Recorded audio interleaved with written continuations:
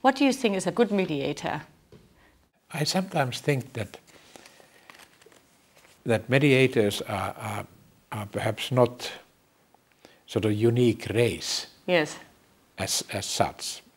I very often think that if you are a good manager of whatever you do, whether it's within the government or private sector, how do you encourage your staff to come up with the best they can produce? How can you give them difficult tasks that they have to really work hard and get then the feeling of success?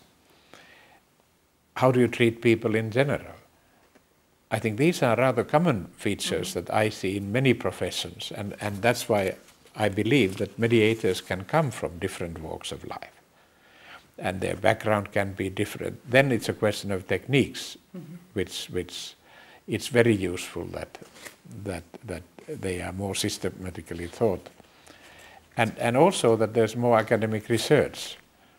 That's why I think it's important that somebody registers the outcome of negotiations, as we did in ACE. I don't need to do, or my colleagues who were in the process. It's better to have an outsider with whom we work. Impartiality is, I'm a bit sensitive to that word, because I would perhaps say that we have to be an honest broker when we mediate. So when people come to me, they know that I'm supposed to be a man of integrity. I have shown it in my different tasks. I'm not waived by anybody, any outside force. And in the beginning particularly, it was important that I was on the leave of absence from my own government. So I could always, if I didn't like what was going on, I said, come on, I'll go home, I'll have a job. And it's much better that your life is not dependent on the work you are doing. Mediators' qualities are, I said, an honest broker and somebody who has integrity, who sometimes have to be very harsh on both parties. You have to convince somebody that this you have to do if we want the process to go forward.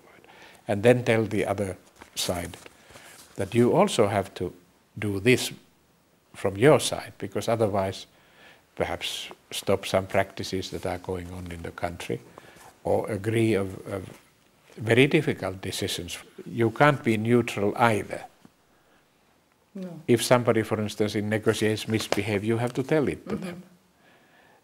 The parties have to get a feeling that both are treated in a fair manner. Sometimes in not unpolitely, but firmly. Is this something that could be described as all partial as well, that you actually have an interest that both parties succeed in the negotiations? Yes. So you're trying to manage both of them in a sense? Yes, you are actually, like you would be a good advisor for both. Right, okay, interesting. Or confidant of both, which is never easy, because sometimes in a long processes you are disliked by one and then the other and then both.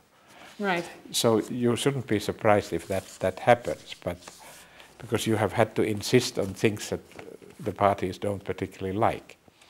But with the time they realize that yes, he or she is right in insisting, because otherwise we can't solve the problem. You can't entirely leave it to the parties.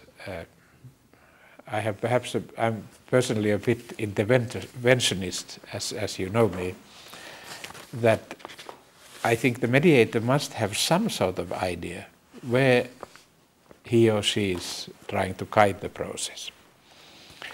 But of course the mediator's role is very much like that of a midwife, that you have not caused the pregnancy and you don't own the child. It's theirs. It's the parents. The parents in this case are the ones who are trying to mediate peace. And then you also have to realize that midwife's role ends.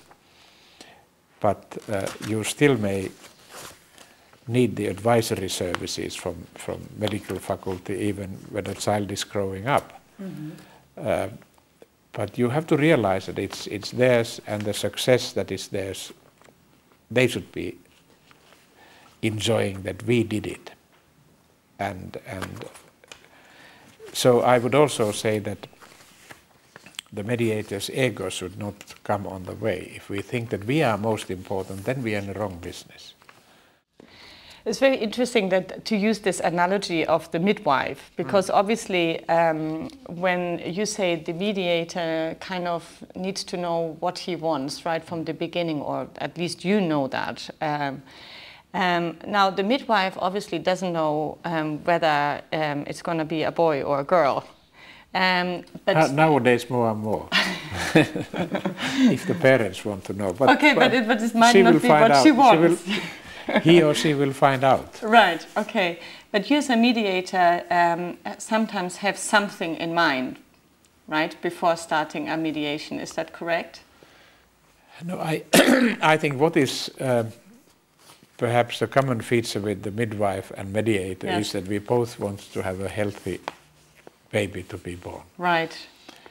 I'm sure that there's a lot of people who would like to know what the Ahtisaari brand is. I tend to say that it doesn't do any harm that you come from a democratic society, first of all. Yes. Secondly, that you come from a fairly small country, because you are less threatening to the parties. But you also have to recognize that if you accept this as a background, that you can't do it alone.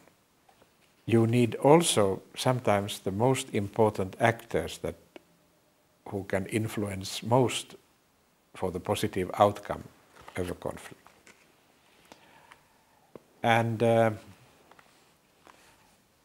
so don't think that you have answers for everything and you can do without this sort of support. And also a sparring partners, in the sense that you can go through some of the ideas with them. Then you also have to inform others who are not perhaps in this core group, like in Kosovo we had a contact group. Mm-hmm. And I'm aware, perhaps because I come from a small country, there's a sort of realism involved, that you need some of the major actors. And if you can't have their support, I would not even start a mediation exercise if I think that I don't have all those involved, not necessarily 100% behind the outcome, but those who are prepared to be in I would call it a contact group. Perhaps also you have to be able to say difficult things in a rather pleasant manner. The best compliment I ever got was from an Eritrean. He said, "Look, I would like to work half a year with you so that I would learn how to say difficult things in a nice manner." I thought it was the best compliment I ever received, because you had to open difficult issues that my host didn't want to hear. But I had to try to say it in such a manner that they realized that I had to raise them. But I think in life in general I have come to the conclusion that personalities do matter. I want to give everyone a sort of message that it's how you handle these issues, whether you have that credibility. But also I think that the system should be such that we can also give younger people a chance. I would happily retire now and be in my mentoring role, which I try to be. And I know that younger ones are coming there in my country and elsewhere. We have to be courageous enough to give them a chance, mm-hmm. because we have a much more professional cadre of mediators coming. We are a little bit like artists, my generation, but I think it's a bit unfair. We should be told that you should be more professional in analyzing your own work. Martti, as a last message, you've always been saying that every conflict can be solved. Obviously, when people hear that, sometimes they are wondering what you mean by that. So when you say every conflict can be solved, what are you saying? I say exactly what I said.